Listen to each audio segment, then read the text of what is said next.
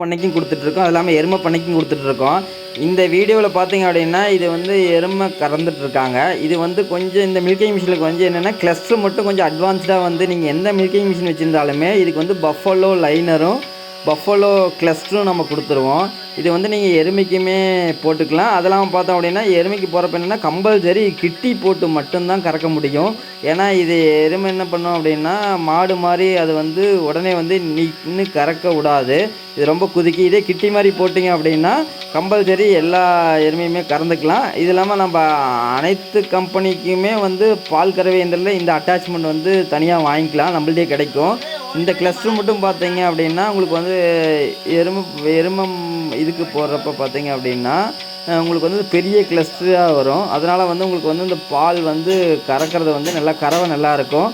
அது இல்லாமல் கீழே கொடுக்குற நம்பர் கான்டாக்ட் பண்ணுங்கள், ஃபுல் டீட்டெயில் எல்லாமே ஷேர் பண்ணுவோம்.